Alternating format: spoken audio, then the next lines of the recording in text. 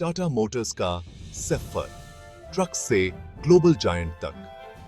Tata Motors, ये नाम सुनते ही दिल में एक अलग ही गर्व और विश्वास का एहसास होता है। ये कंपनी सिर्फ गाड़ियां ही नहीं बनाती, बल्कि भारत की महत्वाकांक्षा, नवाचार और इंजीनियरिंग कौशल की एक मिसाल है।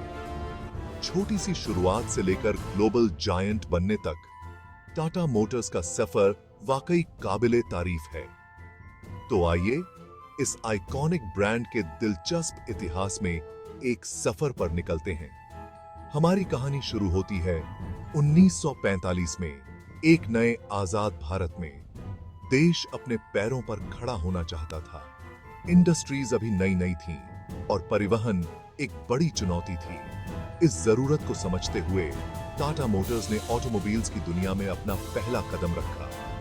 तब शायद ही किसी को पता था कि यही कंपनी आगे चलकर भारत के ऑटोमोटिव लैंडस्केप को नया रूप देगी।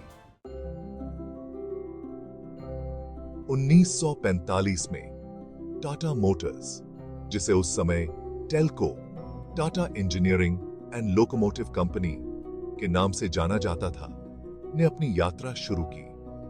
लक्ष्य एकदम स्पष्ट था, भारत के तेजी से बढ़ते इंफ्रास्ट्रक्चर और इकोनॉमी के लिए मजबूत और भरोसेमंद व्हीकल्स बनाना। असेंबली लाइन से बाहर आने वाला पहला प्रोडक्ट था एक लोकोमोटिव। इसने हेवी व्हीकल्स में टाटा की विरासत की शुरुआत की।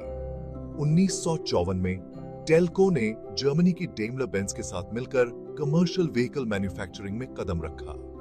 इस साझेदारी ने भारत में बहुमूल्य विशेषज्ञता लाई। इसने कमर्शियल व्हीकल सेगमेंट में टाटा मोटर्स के फ्यूचर डोमिनेंस की नींव भी रखी। टाटा मोटर्स ने सिर्फ व्हीकल्स नहीं बनाए, बल्कि उसने आइकन्स बनाए। 1958 में कंपनी ने अपना पहला commercial vehicle Tata Mercedes Benz truck launch किया। यह मजबूत ट्रक जल्द ही भारतीय सड़कों पर एक आम नजारा बन गया, जो प्रगति और विश्वसनीयता का प्रतीक था। 1951 का साल टाटा मोटर्स के लिए एक टर्निंग पॉइंट साबित हुआ। कंपनी ने अपनी पहली passenger car Tata Sierra launch की। इसके बाद टाटा एस्टेट आई और फिर आया गेम चेंजर 1994 में टाटा सूमो। सूमो एक मल्टी यूटिलिटी व्हीकल ने भारतीय परिवारों का दिल जीत लिया। इसने मार्केट में एक नया ही सेगमेंट बना दिया। सेक्शन 4, चुनौतियों का सामना, मुश्किलों से पार पाते हुए। सफलता का रास्ता कभी आसान नहीं होता, और टाटा मोटर्स का सफर भी अलग नहीं था। भारतीय मार्केट में कदम रखने वाले ग्लोबल प्लेयर्स से कंपनी को कड़ी प्रतिस्पर्धा का सामना करना पड़ा। 1990 के दशक के अंत और 2000 के दशक की शुरुआत में आई आर्थिक मंदी ने भी कई मुश्किलें खड़ी की। हालांकि अपनी फितरत के मुताबिक टाटा मोटर्स ने चुनौतियों को अवसरों में बदल दिया। कंपनी ने इनोवेशन को अपनाया और फ्यूल एफिशिएंसी पर ध्यान केंद्रित किया। इसने अपने व्हीकल्स को और ज्यादा अफोर्डेबल भी बनाया। इस रणनीति ने प्राइस सेंसिटिव इंडियन कंज्यूमर्स को खूब भाया और टाटा मोटर्स को मुश्किल दौर से उबारने में मदद की। सेक्शन 5, आगे की राह, भविष्य की राह तय करते हुए। आज टाटा मोटर्स भारत के सबसे बड़े ऑटोमोबाइल मैन्युफैक्चरर्स में से एक है। कमर्शियल और पैसेंजर व्हीकल दोनों ही सेगमेंट्स में कंपनी की मजबूत पकड़ है।